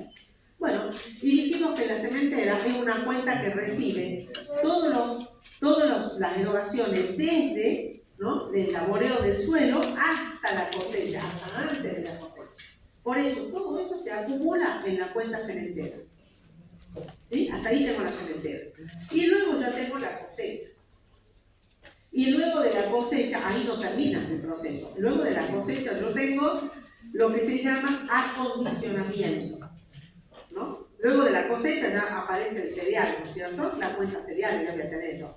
Pero bueno, hay algo más que se hace en el proceso que es lo que se llama acondicionamiento, que es cuando, por ejemplo, se somete a un secado, cuando se zarantea y se separa el cereal. ¿Se acuerdan cuando dijimos la trilla? Cuando se separa de la paja o de lo que tenga, la plantita, digamos, y se deja el cereal peladito, listo para vender, ¿no? Todo eso. Hasta ahí llega el proceso de producción. Entonces, ¿cómo hago yo para determinar este costo de los cereales? El costo de los cereales. Tendría que yo tener el costo de la sementera, a ese costo de la sementera, yo le sumo la cosecha, ¿no? Y le sumo lo que les dije recién, que acá no está, que es el acondicionamiento del cereal, que es cuando yo lo zarandeo, lo preparo y lo dejo listo, ¿sí? Eso, todos esos tres conceptos integran lo que es el costo de los cereales, ¿sí? Ahora, en esta actividad, ustedes saben que cuando una vez que se obtiene el cereal, ¿qué se hace con el cereal? ¿Dónde se lo guarda? ¿Dónde se lo pone? Se lo tiene que acondicionar, se lo tiene que mantener, ¿no? Bueno, ese acondicionamiento, eso no se incluye en el costo del cereal. Fíjense que ahí no está, ¿no? El acondicionamiento ya es un costo que va por aparte. Es un costo que va por aparte. Es un costo, digamos, es un costo propio de la actividad, un costo operativo. El que yo tener que guardar los cereales en un silo, acondicionarlos en algún lugar especial, depende, porque si es fruta también tendrá su tratamiento especial, ¿no? Bueno, todo eso, pero eso ya no entra en parte del costo porque no es producción. ¿Se entiende? Eso más o menos pasa en la empresa agrícola. Ahora, volvamos a esta anterior, donde acá tenemos una comparación, ¿no?, de la empresa industrial con la agrícola. Es muy parecido, fíjense. Ya que les expliqué la agrícola y la industrial ya lo saben, acá sale solita. Fíjense, las cuentas que corresponden a una empresa industrial están acá a la izquierda, tienen su correlación con las cuentas en una empresa agrícola. Fíjense, en una empresa industrial nosotros tenemos las materias primas, los materiales e insumos, que vendría a ser lo mismo que las semillas y los agroquímicos en una empresa agrícola, ¿no? Luego tenemos la producción y proceso en la empresa industrial. Y en la empresa agrícola, ¿cuál es la producción y proceso?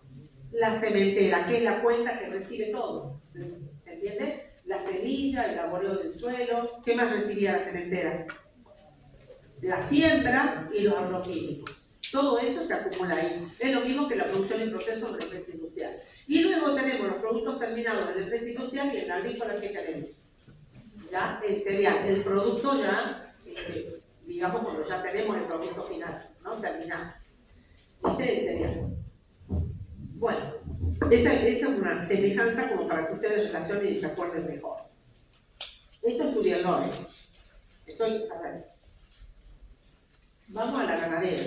En una empresa ganadera, ¿qué tenemos?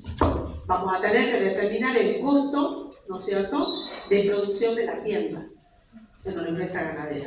Entonces, ese costo de producción de la hacienda, ¿cómo lo vamos a determinar? Tomando la existencia inicial de la hacienda, la que tenemos al inicio, más las compras de hacienda que la entidad pueda haber hecho durante el ejercicio, ¿no?, más los gastos directos que conlleva, ¿no es cierto?, tener esa hacienda o mantener esa hacienda. Esos gastos directos vienen a estar representados por las cuentas que vimos en la actividad ganadera. Si ustedes se van al Power de la actividad ganadera donde están las cuentas, ahí vamos a encontrar dentro de esos gastos directos, por ejemplo, los fardos y rollos, las raciones y balanceados, los productos veterinarios, ¿sí? Los productos veterinarios, también gastos de mano de obra, por supuesto, porque eso requiere de mano de obra, cuidar los animales, alimentarlos y todo lo demás, requiere de mano de obra. También vamos a incluir dentro de estos otros gastos directos de la actividad, por ejemplo, la depreciación de los bienes de uso necesarios para el desarrollo de esta actividad, ¿no? Ahí hay bienes de uso que son propios o específicos, que lo vamos a ver en los días siguientes, de esta actividad ganadera, ¿no? La depreciación de esos bienes de uso también van a estar en los gastos directos, igual que la depreciación de las maquinarias en la empresa industrial, ¿no?, que vamos a cerrar, por ejemplo, ¿sí? Bueno, todo eso es lo que significa gastos ahí directos. Ahora, una vez que yo tengo ese costo de producción, que ven ustedes ahí en rosado, el costo de producción de la hacienda, yo si lo divido, ¿no?, por la cantidad de cabezas de ganado que tengo, voy a tener el costo unitario de producción. Ese costo de producción de la hacienda se lo divido por la cantidad de cabezas de ganado que tengo el costo unitario, ¿no? Costo unitario de producción. Y el costo de ventas, ¿cómo determino yo el costo de venta en esta actividad ganadera? ¿Yo qué voy a hacer? Voy a tomar Para determinar el costo de venta, las unidades de ganado que vendí, de cabezas que vendí, y lo voy a multiplicar por el costo unitario de producción que calculé. Y me da el costo de ventas. ¿Se entiende? Costo de ventas, entonces, para esta actividad sería las unidades vendidas, que yo tengo que tener un registro de cuántas unidades o cabezas de animalitos vendí, ¿no? Cuántos animalitos se vendieron, y eso lo multiplico por el costo unitario de producción que calculé. ¿Se entiende? Ese es el costo de ventas. Vamos a ver ahora, con esto es suficiente, no le vamos a pedir más que esto si hacemos alguna pregunta en el examen final de este tema. Más que esto no le vamos a pedir. ¿Sí? Bueno, vamos ahora a ver los sistemas de inventario. ¿Se acuerdan que habíamos hablado? Acá vamos a ver dos, ¿no? Uno que es el inventario que dice acá, inventario periódico, o también conocido como el costo global, también se lo llama así, el inventario periódico. ¿Cuál es el inventario periódico? Es el que se determina el periodo. Nosotros lo vamos a relacionar con el cierre de ejercicio, con el ejercicio contable. Entonces, el sistema de inventario periódico es el que me permite determinar el costo de la mercadería vendida, ¿no? al cierre del ejercicio económico, aplicando esta fórmula. Ese es el sistema de inventario periódico global. Y el otro sistema, fíjense, es este que dice acá, dos, el sistema de inventario permanente. Esos son los dos. Vamos al primero. ¿Qué pasa con este inventario periódico o costo global? ¿Qué significa? Este inventario, llevar este tipo de inventario significa, aplicar este sistema de inventario significa postergar el reconocimiento del costo de ventas a un momento posterior a la venta. ¿Y cuál es ese momento? No puede ir más allá de la fecha del cierre de ejercicio. El momento del cierre de ejercicio, que es cuando yo aplico la fórmula esta para determinar el costo de ventas. Yo no hago el costo de venta cada vez que vendo. No. Registro la venta durante todo el ejercicio, y cuando llega la fecha del cierre de ejercicio, determino el costo con el fórmula.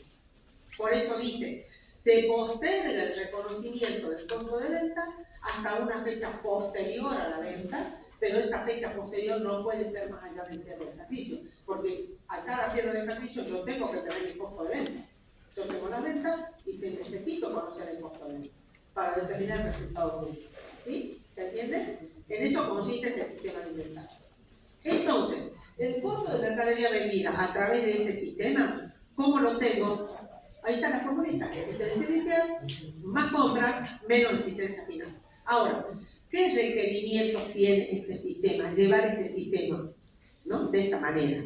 Primero, tengo que practicar el recuento físico, ¿no? De las mercaderías para yo poder determinar la existencia final, que es lo que dijimos hace rato, que se hace, la obtenemos a través de un inventario. Sí o sí tengo que practicar ese inventario. Si no, no puedo conocer la existencia final. Y segundo, tengo yo que establecer o determinar cuál método de costeo voy a emplear. Y ese método de costeo no es más ni menos que una técnica que me permite asignar las salidas de mercaderías cada vez que se vende, ¿no? Esas técnicas de asignación de salida es el que vimos hace rato en la medición posterior, el método PEPS, que está permitido por la norma, el de ¿cómo se llamaba el otro? ¿Cómo se llamaba el segundo? Medición específica, ¿sí? Y el otro, precio promedio ponderado, ¿sí? Bueno, esos son los tres que nosotros podemos adoptar que nos permite la norma, ¿sí? Y luego, este método tiene una desventaja, tiene una limitación. Esa limitación significa que es una desventaja, ¿sí? Que no contempla pérdidas ni por robo, ni por rotura, ni tampoco por incendio u otros siniestros que puedan ocurrir, ¿no? ¿Por qué? Y bueno, porque yo la existencia final, ¿cómo la determino? La determino haciendo un inventario, voy y recuento lo que hay y listo, esa es mi existencia final. ¿Y cómo sé yo, ¿no? Que la existencia final, esa que yo tengo, no hay parte de la mercadería que yo la perdí porque se la robaron? No lo voy a saber. Yo creo que la vendieron y resulta que no se vendió, se la robó alguien, pónganle, ¿no? O puede ser que se haya roto y alguien Ya se rompió y bueno, no la tengo yo ahí para contar la cierre del ejercicio. Entonces, esas son pérdidas que yo no las voy a poder considerar como corresponden, ¿no? Sino que van a quedar incluidas dentro del costo de la mercadería vendida.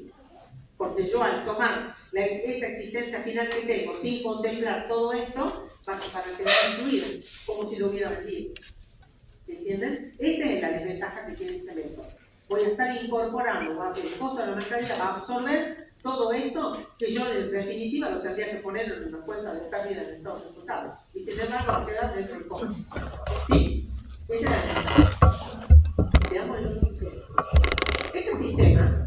Este sistema de inventario permanente, ¿qué consiste? Como su nombre lo dice, que yo, si llevo un sistema de inventario permanente, ya no voy a diferir el reconocimiento del costo de lo vendido hasta el cierre del ejercicio, no. Cada vez que venda voy a hacer el asiento de costo, porque yo tengo forma de determinar el costo de lo que estoy vendiendo. ¿Se entiende? Entonces, ¿qué requiere aplicar un sistema de este tipo? Exige que nosotros tengamos que tener en cuenta o llevar la cuenta, ¿no es cierto?, tanto de las entradas de mercaderías como de las salidas de mercadería, en dos sentidos, tanto en unidades físicas como en unidades monetarias, es decir, con el precio. ¿Sí? Yo tengo que llevar un control exhaustivo de las compras, de las cantidades que compro, de las cantidades que vendo, a qué precio compro y a qué precio vendo. Eso requiere este sistema de inventario permanente. ¿Sí? Porque yo tengo que saber eso, si no, ¿cómo voy a hacer el asiento del costo?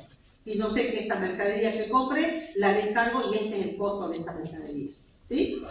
Bueno, ahora, ¿cuáles son las ventajas que tiene? Miren, permite conocer las unidades de la existencia, porque yo ya si yo llevo un inventario permanente, yo hoy ya sé cuánto tengo hoy en existencia. No necesito ir a hacer un inventario, hoy lo sé, ¿no? Entonces, no necesito hacer un inventario. Para calcular el costo de venta no es necesario realizar el recuento físico de las unidades, porque yo tengo mi existencia final todos los días si quiero, ¿no? La consulto y lo veo, la tengo. Y además me va a permitir calcular diferencias de inventario. Es decir, la contabilidad me va a decir una cosa, pero el inventario real que yo estoy tomando todos los días, o sea, el inventario permanente que yo estoy haciendo, me va a decir, no, no tenés tanto, tenés menos, por ejemplo, o tenés más. Entonces, yo puedo determinar diferencias. ¿Sí? Ahora, veamos qué pasa. ¿Cómo hago yo un inventario? ¿Cómo hago yo para determinar los valores de salida? ¿Se acuerdan que hace rato dijimos que necesitamos aplicar cualquiera de estos tres métodos? Bueno, necesito llevar una ficha como esta. Que eso lo puede hacer un sistema, ¿no? Un sistema de computación. Pero bueno, esto es muy caro.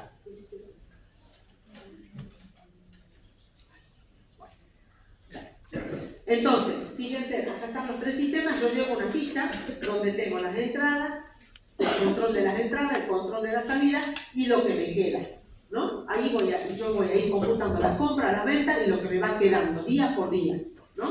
Entonces, por ejemplo, fíjense, acá tengo el método PEPS, primero entrado, primero salido. Yo tengo, estas son las tres únicas operaciones. Compré 400 unidades a 1.000 pesos cada una. Fíjense, día 1, 400 unidades a 1.000 pesos cada una, el importe es 400.000. El segundo día, compré 300 unidades a 1.200. Tengo 300 unidades a 1.200, 360.000. Y voy sacando las existencias al costadito. ¿Ven? Para el segundo día yo voy a tener las 400 que compré el día anterior, más las 300 que compré el segundo día. ¿Se entiende? Voy sumando las existencias. ¿Sí? Y el tercer día, ¿qué hice? Hice una venta. Vendí 200 unidades a 1.250 pesos. Fíjense, en el tercer día pongo 200 unidades a 1.000 pesos. A ver, perdón, ¿por qué dice ahí 1.000? Ah, bueno. Vendo 200 unidades. Como el método es primero entrado, primero salido, eso significa que yo voy a descargar esas 200 unidades que vendí al primer precio de las primeras unidades que compré. Primero entrado, primero salido. ¿Cuánto costaron las primeras unidades que compré? 100 pesos cada una, 1.000 pesos cada una, perdón. ¿Sí? Entonces, esas 200 unidades las descargo a 1.000 pesos, porque el método es así. Primero entrado, primero salido. Entonces, yo voy descargando las mercaderías a los precios más viejos. ¿Qué me va quedando en la existencia? Ahí saco la existencia. ¿Qué me queda en el día 3? Me quedan solamente 200 unidades a 1.000 pesos. Porque vendí, todavía compramos 400, vendí 200 a 1.000 pesos, me quedan 200. Y luego me quedan las 300 que compré el segundo día. ¿Se entiende? En eso consiste. Lo mismo voy a hacer con el costo promedio ponderado. Pero ahí yo tengo que ir sacando el costo promedio ponderado, ¿no? Pero no es un promedio así nomás, de que yo voy a sumar los precios y voy a dividir. Si sumo 2 precios, divido por 2. No, tengo que hacer el valor total de los del inventario sobre el valor total de las unidades. Entonces, yo tengo la misma operación, fíjense. Compro el primer día las 400, el segundo día compro las 300, pero yo ahí ya tengo que sumar. Yo voy a tener las 400 más las 300, 700 unidades. ¿Y qué precio voy a poner ahí? Ya no tengo los precios de compra, tengo que calcular el costo que voy a encontrar. ¿Cómo determino yo esos 1.086 pesos de las 700 unidades? Sumo. El total del inventario son 400 unidades que compré el primer día, ¿no es cierto? Más 400.000 pesos, perdón, de lo que compré el primer día, más 360.000 pesos que compré el segundo día, y lo divido por la cantidad de unidades que son 700 unidades, 400 unidades más 300. Y ese es el precio promedio ponderado, de ahí sale, los 1.086 pesos. Cuando vendo, hago lo mismo, vendo las 200 unidades, ¿a qué precio? Al precio promedio ponderado que calculé, a los 1.086. Y por ese valor descargo la mercadería y registro el costo. ¿Se entiende? Y luego tengo un cuadrito comparativo donde no hemos hecho más que trasladar lo que está en los cuadritos anteriores y compararlo, ¿no? De ahí sale este cuadrito. Analícenlo y después, si quieren, lo charlamos un ratito en la clase que viene, ¿sí? Porque tienen que tratar de comprender eso conmigo, ¿sí? Bueno, ahí quedamos, chicos. La clase que viene vamos a hacer la actividad de identificando. Así que repasen un poquito y terminen de ver esto, ¿sí?